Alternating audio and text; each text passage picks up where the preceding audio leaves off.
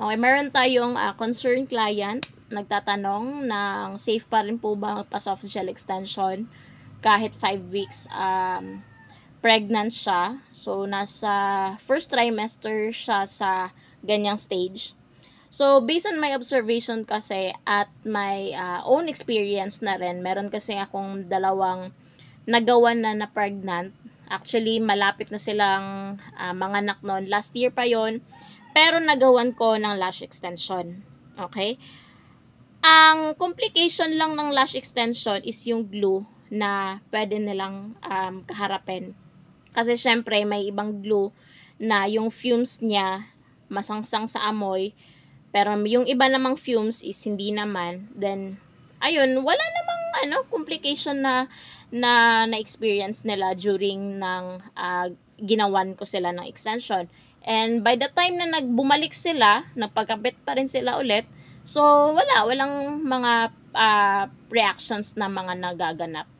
Then, for example, ikaw on that case, ma'am AC, kung gusto mo pa rin talagang magpagawa ng nail extension, it at your own risk na lang. However, kahit na pregnant ka man, meron pa ring risk na kailangan mong pagtuunan ng pansin kasi maselan yung pagbubuntis kahit sa pagkain, kahit sa mga chemical na naamoy natin.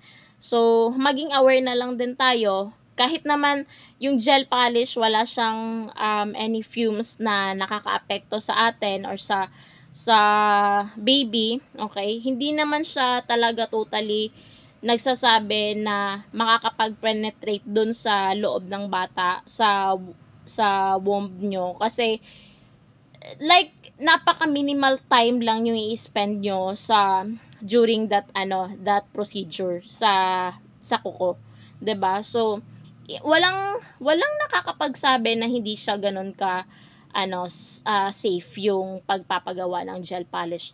However, may mga chemicals lang talaga na mga gel polish na kailangan lang natin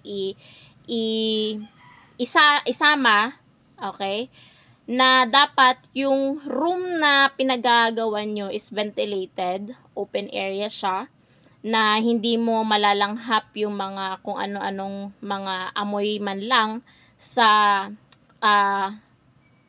toxic na mga chemical na yan, para lang sa ganun, for your safety na rin. Okay? Kahit naman hindi ka pregnant, basta kung, for example, meron kang skin allergy, gusto mo pa rin magpagawa ng nail extension, may chances na makontaminate yung skin irritant natin. Magkakaroon ng skin dermatitis or whatsoever. So, saka mo lang ma-realize na hindi talaga pwede sa'yo yung ganong extension. Unless na lang kung kaya mong kontrolin yung health mo, kaya mo at alam mo na okay naman sa'yo yung ganong activities like mga gel polish. Meron din akong nakita, pakita ko na rin sa inyo ha. Kita nyo yung mga buntis na yan, ayan. Nagfi-flex pa sila kung gaano kabigat yung mga dala-dala nilang dumbbell. So, let's just be aware na hindi ibig sabihin na kahit pregnant ka, bawal ka na sa ganitong bagay.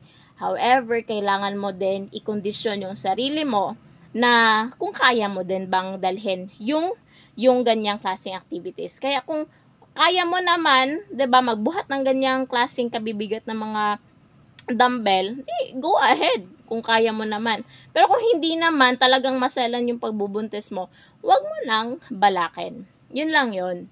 Then, aside naman sa mga nai-mention ko last year pa lang, ang main factor lang na pwede nating tignan dito, kasi kahit naman buntis tayo, kahit nga hindi lang sa part ng mga gel products ang risk sa atin, kahit yung mga kinakain din natin, meron ding mga pinagbabawal sa atin, okay, para hindi tayo mahirapan manganak. So, may mga iilang factors na kailangan din nating sundin, yung mga bawal para sa ating kalusugan. So, yun lang. Then, kung sakali mang makaka-encounter ka ng mga ganyang condition sa mga client, let's provide a waiver na lang din para for your safety na rin and for the client na kung gusto niya pa rin mag-continue ng ganyang klaseng activities, so at least may kasulatan kayo na ayun, ganon, safe lang both end. Then ayun, kapag wala namang problema, di wala, di good to go na. Yun lang.